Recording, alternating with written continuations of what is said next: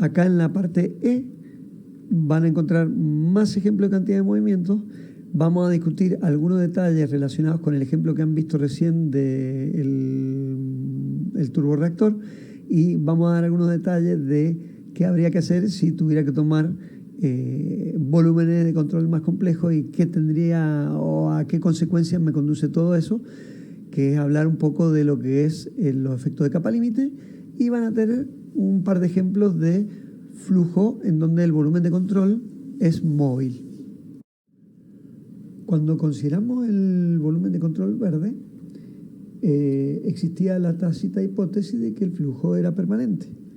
Si uno quisiera estudiar o inspeccionar en términos de análisis de ingeniería qué pasa dentro del volumen de control de la turbina, o sea, por ejemplo, aquí en la zona de Álava, el análisis debería hacerse teniendo en cuenta, entre otros, el fenómeno de capa límite,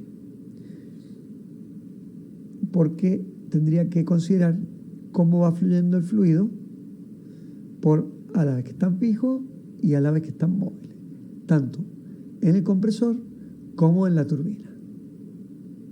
Entonces, acá lo que tendría es, con más precisión, que estudiar la fenomenología que implica el desarrollo de capa límite en este sistema de Álava.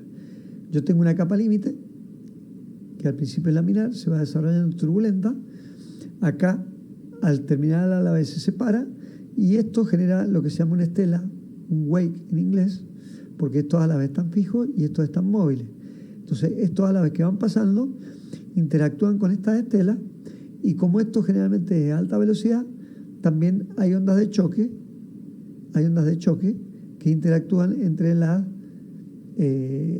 distintas etapas del motor, las que son fijas y las que son móviles. Como hay una geometría que se está moviendo, el fluido está atravesando una geometría cada vez, en cada instante de tiempo diferente. Por lo tanto, se generan interacciones potenciales que afectan el estado del flujo en esta zona, generando lo que se llaman pulsaciones de presión. Entonces, con más precisión podría decir que el empuje permanente determinado se superpone otro oscilatorio de alta frecuencia y pequeña amplitud, cuya media temporal para intervalos de tiempo grandes, comparadas con el periodo de variación de estas pulsaciones, se anularía. Entonces, estas pulsaciones de presiones son debidas a toda la fenomenología de capa límite que puede ser laminar al principio y turbulenta después, que generan esta estela al salir del Álava y toda esta compleja interacción entre fluido y estructura que acabo de determinar. Entonces, si yo quisiera calcular el empuje para el diseño de un avión, esta variación no la voy a tener en cuenta. Sin embargo, en el estudio de vibraciones mecánicas, estas variaciones cobran singular importancia, ya que, aunque sean pequeñas, estas vibraciones pueden tener frecuencias que coincidan con algunas de las frecuencias propias de los álabes, y entonces esto pueden producir grandes tensiones en la estructura si se alcanzara la resonancia. Entonces, acá sí se requiere un volumen de control mucho más preciso. Entonces, insisto, en este caso tendría un volumen de control donde tiene en cuenta todas estas interacciones entre sólido y fluido, y voy a poder identificar estos fenómenos que se llaman rotor-stator interaction, que son estas pulsaciones de presiones debidas a que yo estoy analizando qué pasa entre una hilera de álabes fijos inmóviles con un fluido que está desprendiendo estelas con vórtices que interactúan con estos álabes. Entonces, esto da lugares a, si hay una frecuencia de estas oscilaciones cercana a frecuencias propias del sólido, tendría problemas de acoplamiento y de vibraciones. No va a ser este el caso. Acá vamos a tratar de aproximarnos a los flujos complejos reales a través de lo que sería el flujo sobre una placa plana, para tratar de observar que estamos tratando de estudiar con capa límite y los efectos de capa límite. Entonces vamos a considerar una corriente libre de velocidad uniforme y que va a ser paralela a la placa, o sea que la corriente viene de izquierda a derecha, y fíjense cómo a medida que voy interactuando con la placa, acá la capa límite va creciendo, sigue creciendo, y de laminar pasa a ser turbulenta. Fíjense que acá hay una distancia de 100 unidades desde el comienzo de la placa, y acá hay una distancia de 1000 unidades desde el comienzo de la placa. Entonces, los supuestos que vamos a hacer aquí es que la presión es uniforme a lo largo de toda la placa, y que lo que voy a estudiar es que el efecto de fricción, debido a esta capa límite que se produce sobre la placa como único efecto observable. Entonces, la condición de no deslizamiento, que está relacionada con flujos reales, hace que la velocidad del flujo se anule en la placa, apareciendo esta capa límite que acabo de señalar, que tiene un cierto espesor. Entonces, los esfuerzos viscosos sobre la pared se van a sumar para dar una resistencia total. Entonces, el análisis integral nos va a permitir obtener una fuerza de la pared sobre el fluido en función de las propiedades del flujo, que va a ser un espesor de capa límite, la densidad del fluido y la velocidad de la corriente libre. Para ello, entonces, tenemos que definir un volumen de control que va a estar definido por una línea de corriente, la que sabemos que es impermeable, y va a estar a una altura h. Acá en la entrada vamos a tener un perfil de velocidades que es unidimensional. Acá estaría el borde inicial de la placa. Esta sería una representación de esta capa límite, por ejemplo, o de esta. No estoy discriminando si el flujo es laminar o turbulento. Voy a tener una salida de flujo en donde ya no es unidimensional, porque hay un perfil de velocidades debido a esta condición de deslizamiento, y lo que yo quiero identificar es esta fuerza para el fluido, que al ser reacción la estoy suponiendo en esta dirección, pues al fluir el fluido de izquierda a derecha y tener la condición de deslizamiento, voy a ver que las distintas velocidades entre capas de fluido generan la tensión que habíamos definido en el tema 1. Entonces, esa es la representación que tengo de capa límite, ya sea laminar o turbulenta. Vamos a escoger ahora el volumen de control para resolver este problema. Entonces, ese sería el volumen de control, en donde tengo definida la altura a la que estaría una línea de corriente, una entrada unidimensional, es constante, velocidad constante. El flujo sería bidimensional porque está cambiando tanto en X como en Z. Acá tengo a la salida un perfil de velocidades que es función de Z, que es el que tendría que integrar. Y para poder integrarlo necesito conocer esta función. Y por último, acá en la pared tendría la fuerza que quiero identificar, que no es una fuerza para el fluido, porque fíjense que el volumen, al cortar por encima de la placa, está inmerso en el fluido, y por lo tanto lo que estoy explicitando es la fuerza viscosa. Entonces, para ese volumen de control planteo la siguiente hipótesis. Entonces, fíjense que lo más importante es que estoy considerando una capa límite, y entonces hay un esfuerzo de corte apreciable, y las condiciones de contorno para este volumen de control serían las siguientes. En la entrada, que es de 0,0 a 0h, tengo una entrada unidimensional, esto es un perfil de velocidad constante. Luego tengo desde 0h a L delta una línea de corriente que es impermeable, por lo tanto no hay un flujo que salga por aquí. Por lo tanto tengo una entrada y una salida únicamente. La condición que sigue sería en L0 a L delta, tengo el perfil de velocidades que estoy señalando acá, que por lo tanto no es constante, tiene una función que depende de Z, en este caso. Y por último, desde 0,0 a L0, tengo una línea de corriente que está justo por encima de la placa, por lo tanto también es impermeable la línea de corriente, y lo que quiero es calcular esta fuerza de fricción, que es la que he explicitado acá. Una vez definido el volumen de control en donde voy a hacer los cálculos, tengo que determinar las fuerzas que actúan sobre ese volumen de control, que ya dijimos que eran solamente la fuerza viscosa, porque estaba toda la misma presión y no había fuerza para el fluido. El problema es estacionario y solo tengo que resolver esta integral, que a la entrada era unidimensional, pero a la salida no lo era. Entonces, el problema que tengo aquí es que tengo que determinar algunas cosas que no conozco a priori. Veamos en detalle. La expresión me queda la única fuerza viscosa con signo negativo, la integral de flujo de cantidad de movimiento a la salida, menos el flujo de cantidad de movimiento a la entrada, que por ser el perfil de velocidad constante, quedaba así. Integral de diferencial de área.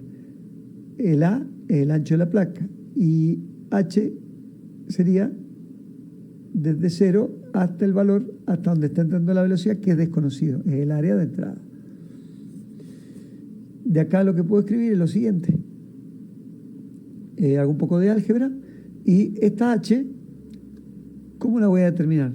A través de utilizar el principio de conservación de masa, a donde aplico el teorema de transporte de Reynolds.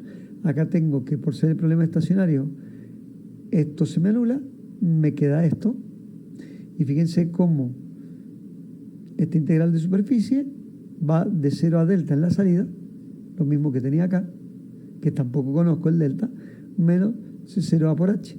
De donde de acá despejo el valor de H, que todavía no conozco, que me va a quedar en función de delta, que tampoco conozco. Entonces acá lo que hago es esto, reemplazarlo en la ecuación de cantidad de movimiento que estaba acá. Entonces este H está reemplazado aquí. Entonces ya tengo dos integrales que tienen los mismos extremos de integración y es lo que me queda por resolver. Entonces las puedo agrupar y me queda esta expresión en función de una velocidad que es función de z y una velocidad de la corriente libre a la entrada que era constante. Entonces, eso que ha quedado dentro del integral, el integrando, se llama defecto de la cantidad de movimiento. Muchos autores lo denominan así. Y la idea es ver que la fórmula obtenida ha surgido de hacer un análisis de flujo de capa límite usando el teorema de transporte de Reynolds para determinar esta fuerza viscosa.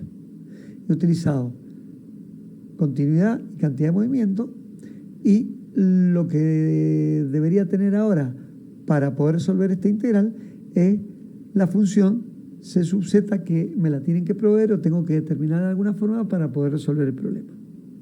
Entonces, estos detalles se van a retomar en el tema 5.1 y una de las conclusiones que vamos a ver en esta unidad es que se ha relacionado la resistencia de fricción sobre una cara de la placa, que es la cara mojada, con la variación de cantidad de movimiento, que se llama defecto de la cantidad de movimiento. Y este método se corresponde con el método integral para resolver capas límite, que lo propuso en su tesis doctoral Theodore von Karman en 1921. El ejemplo que vamos a ver ahora está relacionado con el objetivo de que voy a hacer un análisis para un volumen de control inercial, pero en movimiento, o sea, no está acelerado. Entonces tenemos este álabe que está montado sobre un carrito y se mueve a velocidad constante U, porque recibe un chorro de agua que sale de una boquilla que está estacionaria. La velocidad de salida del chorro es C y tengo un área de salida AS. Entonces, lo que me piden es determinar la fuerza que ejerce el agua sobre el álabe para poder vencer la resistencia debida al rozamiento del carrito contra el suelo. Entonces, el problema sería este que se ve planteado acá. Tengo una entrada, tengo una salida, y fíjense que estoy marcando velocidad relativa porque el carrito se está moviendo. Porque, ¿qué es lo que voy a hacer? Voy a plantear un volumen de control móvil ahora, que se mueva a la velocidad del carrito, o sea, a la velocidad U. En este volumen de control están entrando esta velocidad por acá, está saliendo esta velocidad por acá, está todo a presión atmosférica, menos en donde hay contacto con el suelo, que serían las fuerzas pared fluido que ando buscando. Pero tengan cuidado acá porque está pidiendo la fuerza que ejerce el agua sobre el álave. O sea que no estoy buscando la fuerza que el álave ejerce sobre el agua, sino la fuerza que el agua ejerce sobre el álave. Por lo tanto, no estoy calculando la reacción, sino la acción. Los supuestos aquí van a ser los siguientes. Primero defino un eje de coordenadas, porque recordemos que cantidad de movimiento es una ecuación vectorial. Explicito la fuerza pared fluido que quiero calcular. Les pongo un signo arbitrario, que son esos que están ahí. Positiva la componente en Y y negativa la fuerza en X. Y los supuestos serían flujo estacionario relativo al álave. O sea, el álave se está moviendo, pero todo lo que ocurre en ese volumen de control es estacionario, no hay nada que cambie en el tiempo. La magnitud, o sea, el módulo de la velocidad relativa que entra y sale del álave es el mismo, solo cambia la dirección. O sea, no hay rozamiento dentro de lo que sería esta zona, que es el contacto del chorro con el álave, o lo podría dejar como una fuerza interna. En las secciones 1 y 2 las propiedades son uniformes y la única fuerza es el roce. No voy a considerar ni fuerza gravitatoria ni viscosa.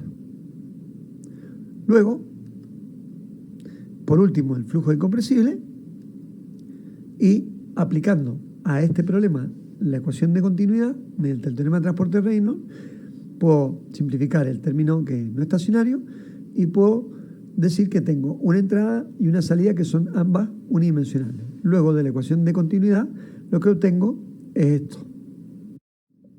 Para cantidad de movimiento, en la dirección X, para U constante, noten que ahora todas las velocidades son relativas, y acá está la componente en X, en las dos integrales. Entonces, es estacionario, no hay fuerza gravitatoria, no hay fuerza viscosa. Por cualquiera de estas dos hipótesis, la fricción está en el interior del volumen de control o bien el fluido no viscoso. Cualquiera sirve acá. La fuerza de presión son nulas porque todo el volumen de control está a presión atmosférica. Teníamos también que las entradas y salidas de flujo de cantidad de movimiento, al ser unidimensionales, se calculan de la forma que sigue acá. Estas dos integrales, que es salida menos entrada, en X sería la salida menos la entrada, y como los dos vectores en la dirección de X son positivos, noten que queda escrito de esta manera, con los signos que tenía acá. No hay ningún cambio de signos por efectos de componente de velocidad. Luego, si el flujo de entrada es igual al flujo de masa en la salida, la ecuación para la componente en X me quedaría de esta forma. La diferencia de las dos velocidades por el flujo másico. Si ahora recordamos la definición de velocidad absoluta, que es la suma de la relativa más la de arrastre, que sería la velocidad del carrito, lo que tendría que calcular es lo siguiente: ¿cuánto valen estas componentes de velocidad relativa? Entonces, con este dato, lo que hago es, para la entrada, me queda C menos U, mientras que para la salida, como hay una deflexión, la componente en X tengo que afectarla por el coseno de ese ángulo, y me queda de esta forma. Entonces, como el módulo de la velocidad en la entrada y en la salida era el mismo, solo cambiaba de dirección, finalmente obtengo la ecuación que estamos viendo acá. Y luego la fuerza calculada es esta que está acá. Si esto me hubiera dado positivo, el sentido supuesto era el correcto. Lo mismo tendría que hacer ahora para I. Entonces, otra vez digo que el flujo es estacionario, no hay fuerza gravitatoria, no se considera fricción, estaba toda presión atmosférica, las entradas y salidas de flujo de cantidad de movimiento son las mismas, y ahora me queda la misma expresión, pero con las componentes I en todos lados. Luego, hay que volver a hacer lo mismo, reemplazar por los valores de la velocidad relativa, y finalmente obtengo la expresión para la componente I. Si me da este cálculo un valor positivo, es que el sentido supuesto para la fuerza era el correcto. Recuerden que si lo que estoy pidiendo son las acciones, que serían la fuerza fluido-pared, tengo que cambiarle el signo a las que yo calculé que eran las reacciones. Vamos a ver ahora, fíjense en este ejemplo, el objetivo aquí va a ser el uso de la condición de simetría para un caso de volumen de control móvil. En este caso, la placa es normal al chorro. Entonces, estos serían los datos. B sub C es la velocidad a la que se mueve el carro y la velocidad absoluta del chorro es 20 metros por segundo. Me dan el área de salida del chorro y me piden determinar la fuerza que ejerce el fluido sobre el carrito para vencer la resistencia de rozamiento del carrito contra el suelo. En el volumen de control que está escogido acá, las fuerzas se explicitan en esta zona, pero bien podría haber elegido el volumen de control que elegimos anteriormente, que incluso cortar acá a la rueda del carrito para ver las fuerzas reales a dónde están aplicadas. En este caso, para lo que se quiere ver, con que tome este volumen de control es suficiente, porque lo que quiero analizar claramente es qué pasa con la velocidad en la salida cuando escojo un volumen de control que es móvil. Porque aparte de pasar de un problema que es no estacionario a estacionario, al tomar el volumen de control móvil, se produce una simplificación importante en las componentes de la velocidad en la salida, que es un poco lo que ya estamos viendo en el dibujo. Entonces, si yo tomo este volumen de control como fijo, el carrito pasaría, yo saco la foto y veo estas velocidades que tienen tanto componente en X como en Y en la salida. Si yo defino el volumen de control que se está moviendo a la velocidad del carrito, ¿sí? Tengo que la velocidad ahora tiene que estar toda referida al volumen de control, y fíjense que acá ha desaparecido la componente en X de la velocidad. Entonces, si yo a esto ahora le aplico el principio de conservación de masa para volúmenes de control en un entorno lineal, esto implica plantear el teorema de transporte de Reynolds con las dos integrales, B mayúscula para la masa, B minúscula masa por unidad de masa, escribo la ecuación de conservación de masa para volumen de control móvil, se me está simplificando el término de la integral de volumen porque estoy diciendo ahora que el volumen de control es móvil, y ahora acá, fíjense, dentro del volumen de control no hay nada que cambie en el tiempo, porque como se mueve a velocidad constante no cambia la forma del volumen, se está moviendo solamente a velocidad constante. Entonces, ninguna propiedad depende del tiempo. Y como he propuesto que el flujo es unidimensional tanto en entrada como en salida, solo me quedaba la integral de superficie y vamos a ver que es sumatoria de salida menos entrada. Entonces, ¿esto cómo se escribe?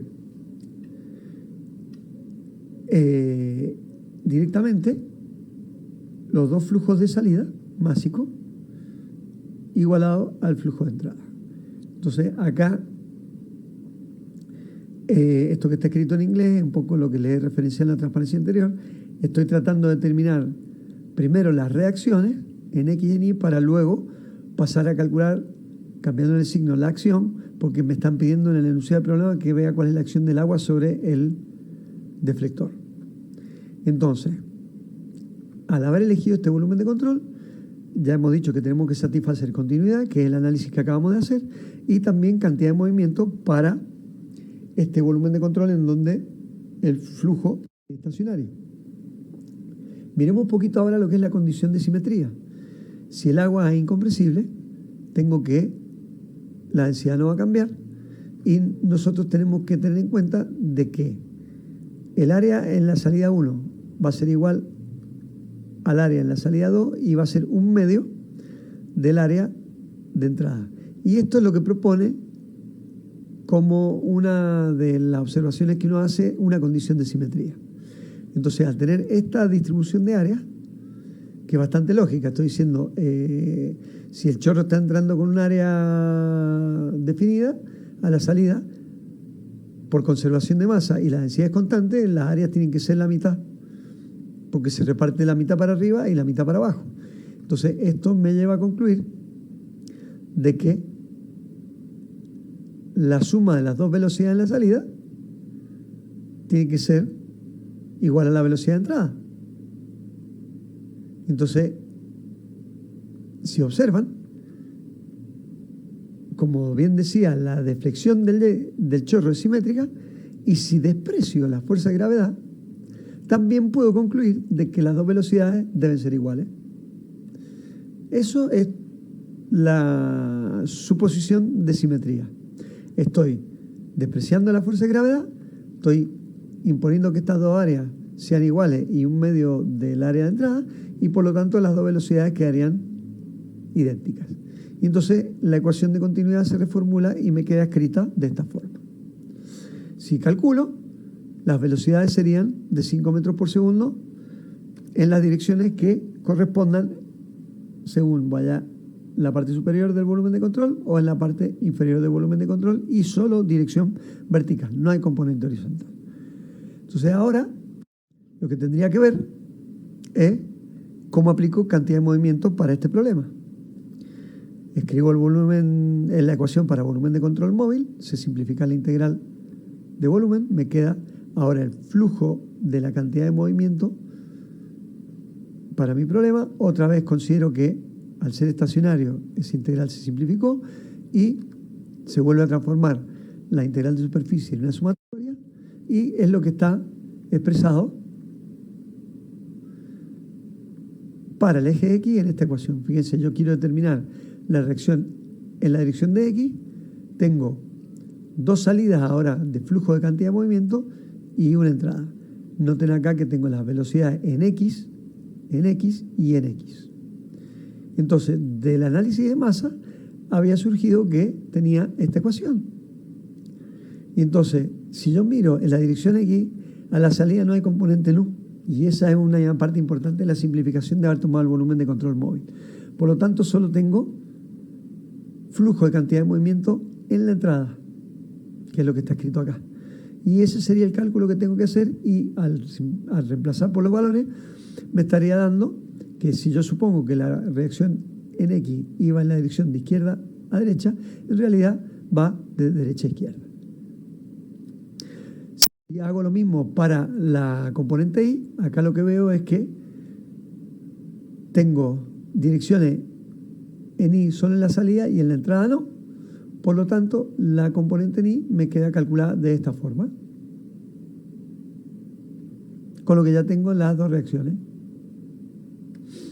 Entonces, pero como nosotros dijimos que las dos velocidades eran las mismas, significa que la reacción en Y tiene que ser cero, porque fíjense que una quedó con signo positivo, porque esta va para arriba, y la otra con signo negativo, porque esto va para abajo. No se olviden nunca que esta ecuación es vectorial. Por lo tanto, concluyo de que la componente en Y vale cero. Y es lo que deberíamos esperar de esta condición de simetría.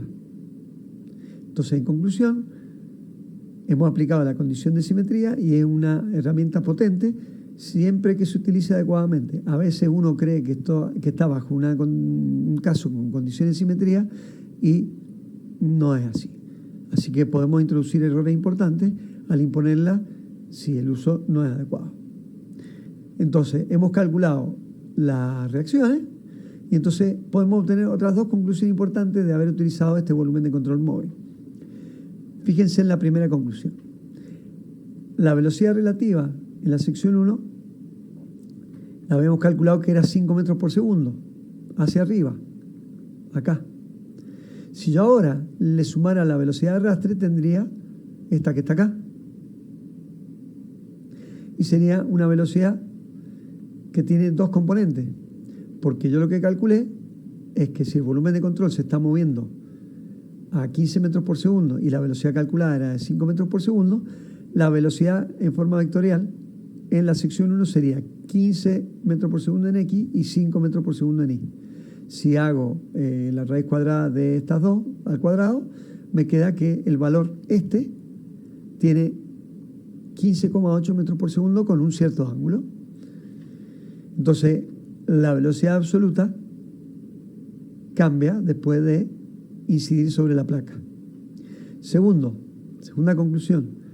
la fuerza calculada en X no cambia si nosotros asumimos que el chorro se deflecta en todas las direcciones radiales, porque esto supónganse que lo estoy viendo en una vista lateral, pero el chorro se deflecta al impactar en el eje con una sección, si lo viéramos desde acá del frente, con una sección aproximadamente circular, ¿no? Y entonces eso no impide que el cálculo de la fuerza en X se haga de esta manera y sea el mismo valor y esté influenciado, porque considere una vista 2D. Desde que la placa hemos dicho que es normal al eje X, no va a haber momento de cantidad de movimiento en la dirección X a la salida. Y eso sería consecuencia de esta condición de simetría también.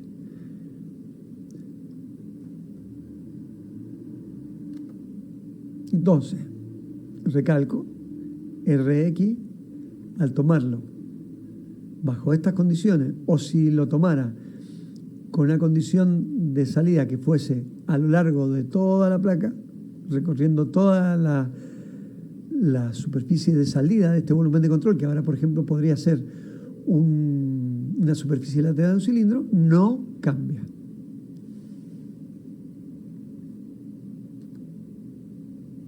Y eso es una consecuencia del uso de la condición de simetría.